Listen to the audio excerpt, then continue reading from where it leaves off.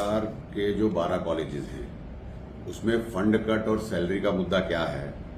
और वहां पर हो रहे स्लो रेगुलराइजेशन प्रोसेस पे हमारी क्या समझ है, ये आपसे साझा करते हैं। आपके ध्यान में आ जाएगा साथियों कि दिल्ली सरकार के फंड कट का इशू ये 2017 से शुरू हुआ है और ये पुराना इशू है। इस इशू का विकराल रूप 2020 में ही कोविड में हम सबने देखा और उस समय में भी आपके ध्यान में आएगा कि जब ये विषय हमारे डूटा के साथियों से बिल्कुल आउट ऑफ कंट्रोल हो गया, जो उस समय डूटा चलाते थे, जो आज अलायंस पार्टनर की तरह से चुनाव लड़ रहे हैं, तो मजबूरन कुछ साथियों को हाई कोर्ट का दरवाजा खटखटाना पड़ा था। उसमें मुख्य रूप से दीनदयाल उपाध्याय कॉलेज के कुछ शिक्षक साथी इस मुद्दे को लेकर के दिल्ली हाई कोर्ट में गए और दिल्ली हाई कोर्ट ने भी बार बार इसके ऊपर इस बात को कहा है कि ये पैसा एम्प्लॉयज को समय पे सैलरी के माध्यम से मिलना ही चाहिए। साथियों, ये समझते हैं कि ये मुद्दा बना कैसे और इसमें मंशा क्या है। इसमें 3 मुख्य बातें आपके सामने में रखना चाहता हूं। पहला, जब से सत्ता परिवर्तन हुआ है उसके बाद 2017 से ही आम आदमी पार्टी का ये एजेंडा होना कि कैसे करके इन 12 कॉलेजों के अंदर एक पॉलिटिकल कंट्रोल स्थापित किया जाए, जो पहले कभी नहीं देखा गया। इस तरह की मंशा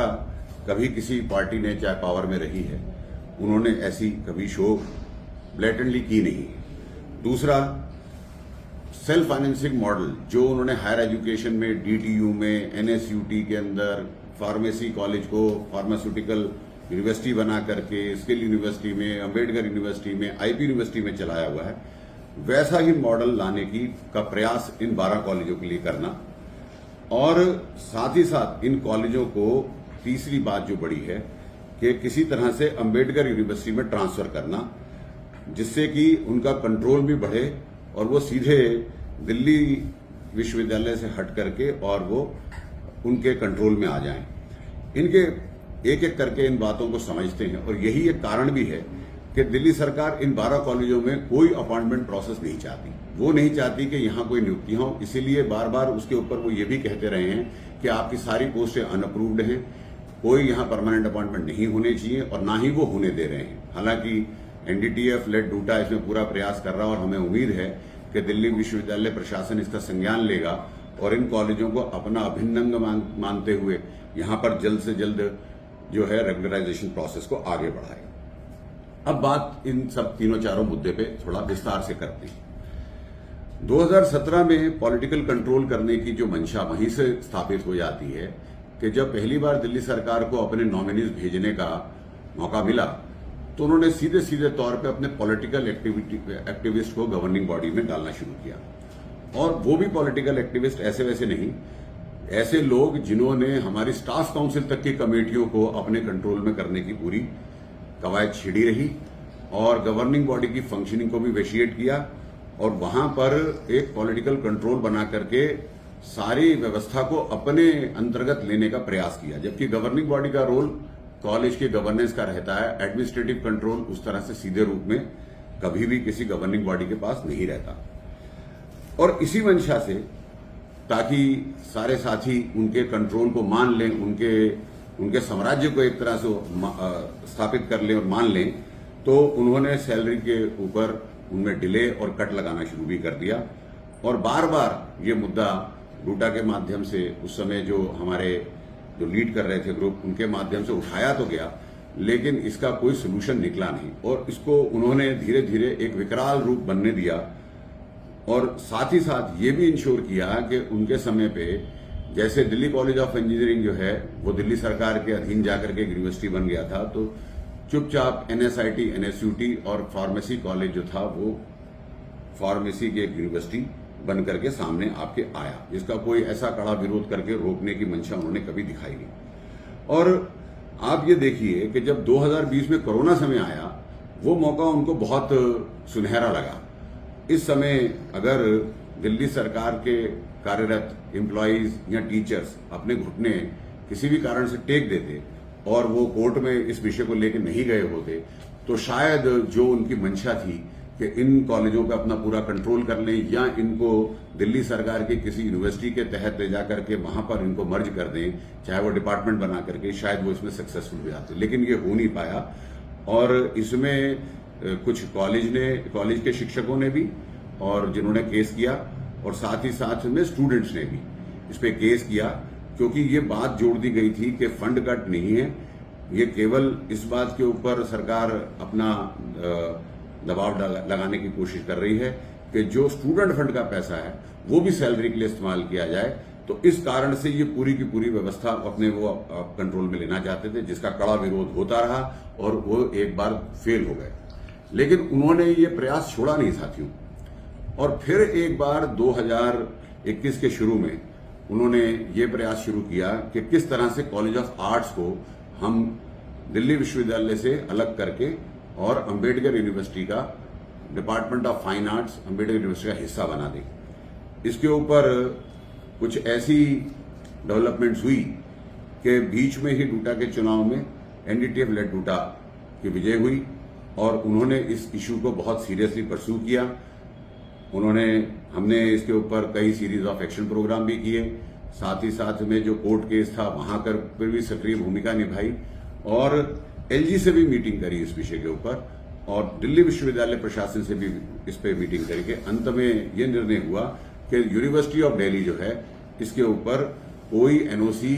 दिल्ली सरकार को देने वाला नहीं है, और अंत में ये कॉलेज हमारे साथ रह गया। साथियों, अगर ये कॉलेज ऑफ आर्ट्स ऐसी पुरानी डूटा की जैसे कार्यशाली रही थी कि दिखावा तो करते रहे, लेकिन निर्णय वही हो जो वो चाहते हैं, दिल्ली सरकार चाहती है, अगर ये हुआ होता तो ऐसे हालातों के अंदर आप समझ सकते हैं कि अगला नंबर फिजिकल एजुकेशन कॉलेज का बनने वाला था, वो डिपार्टमेंट ऑफ फिजिकल एजुकेशन बनता अम्बेडकर यूनिवर्सिटी में। उसके अगला नंबर जो था वो महर्षि वाल्मीकि कॉलेज ऑफ एजुकेशन का बनता, उसको भी ट्रांसफर किया जाता एक डिपार्टमेंट ऑफ एजुकेशन बना करके, और तमाम उसके बाद में department of science, social science के नाम पर इन सेंटर्स को, इन कॉलेजेस को अंबेडकर यूनिवर्सिटी के हिस्सा बनाने की तैयारी का पूरा प्लान दिल्ली सरकार लागू करने वाली थी। परंतु ये अच्छा रहा कि कॉलेज ऑफ आर्ट्स दिल्ली विश्वविद्यालय के पास वापस आया, आप सबके सहयोग से, आप सबके निर्णय से, आप सबके संघर्ष से, और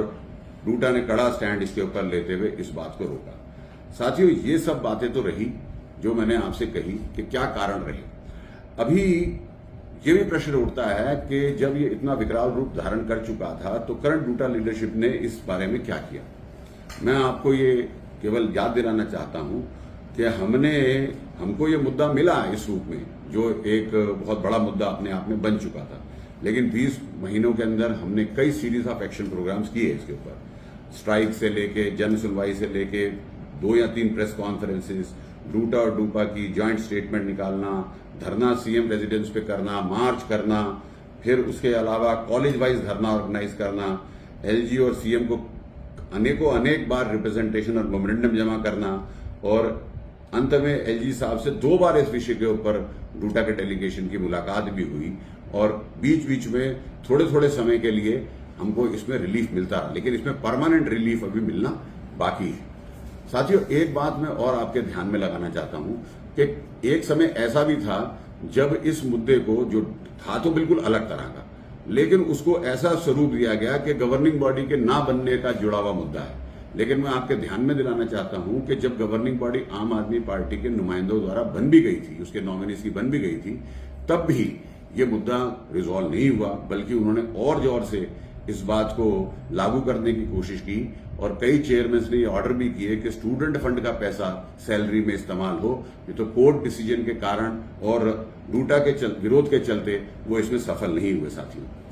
अभी मैं आपके ध्यान में ये बात दिलाना चाहता हूं कि 2023 ऑनवर्ड्स जो हमारा ये कोर्ट केस था, वो एक ऐसी परिणति पे पहुंचने लगा जहां पर लगातार डेट्स और लगातार इंटरिम ऑर्डर्स सरकार के खिलाफ आने लगे। ऐसी स्थिति के अंदर एक टैक्टिक्स के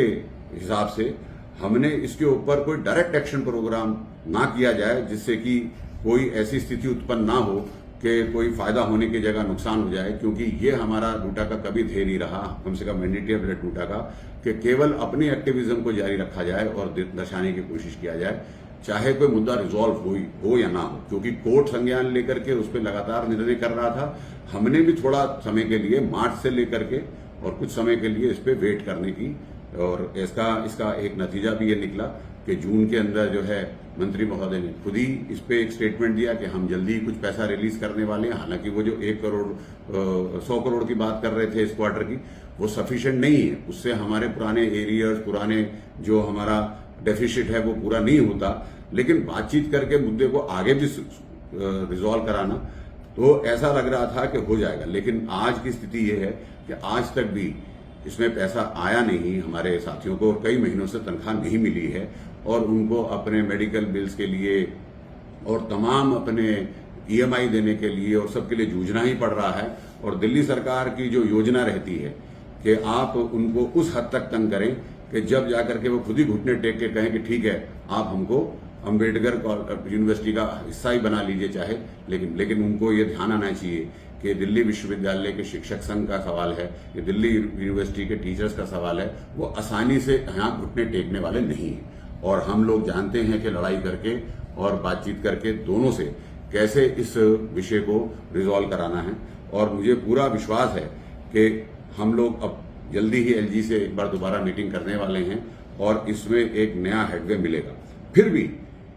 एनडीटीएफ का स्पष्ट मानना है साथियों, 2 बातें इसके अंदर मैं आपसे 3 बातें कहना चाहता हूं। एक, कि इन कॉलेजेस की फंडिंग के लिए जो भी मतलब प्रावधान अगर दिल्ली सरकार नहीं कर पाती है रेगुलर पे में, तो भी इसको जल्द से जल्द दिल्ली यूनिवर्सिटी के पार्ट बनाना चाहिए, दिल्ली यूनिवर्सिटी के कॉलेज मेंटेन कॉलेजेस बनाना चाहिए, और यूजीसी द्वारा इसकी फंडिंग होनी चाहिए।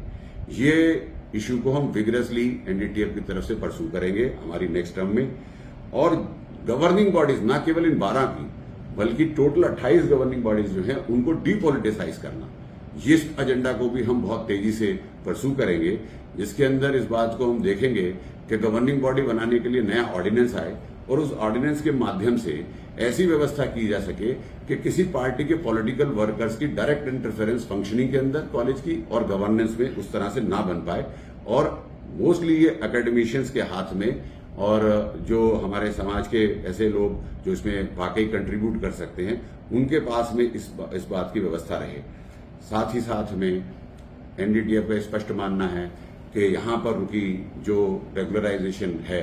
उसको जल्द से जल्द शुरू करके यहाँ के साथियों के साथ भी न्याय करना जरूरी है। उसके लिए भी 2 चीजें होना बहुत आवश्यक है। एक, दिल्ली सरकार इन कॉलेजों की सारी पोस्टें जो बनती हैं उनको सैंक्शन करे, और दूसरा, दिल्ली विश्वविद्यालय जल्द से जल्द यहाँ पर भी एडवर्टाइजमेंट और पैनल और रोस्टर की व्यवस्था करके यहाँ पर विद इन नेक्स्ट 6 मंथ्स जो है परमानेंट नियुक्तियां करके हमारे शिक्षक साथियों को रेगुलराइज करें। तो साथियों, ये मैंने कुछ बिंदु आपके सामने रखे हैं। मुझे पूरी उम्मीद है कि ये विषय आज से क्लियर होगा और एनडीटीएफ का ये पूरा रिजॉल्व है कि इन इश्यूज के ऊपर और विग्रस तरीके से आने वाले समय में कार्य करके टॉप प्रायोरिटी बना करके इनको सुलझाएंगे भी, इनका समाधान भी निकालेंगे, और अपने शिक्षक साथियों को ये विश्वास दिलाते हैं कि वो दिल्ली यूनिवर्सिटी का हिस्सा थे। किसी भी ऐसी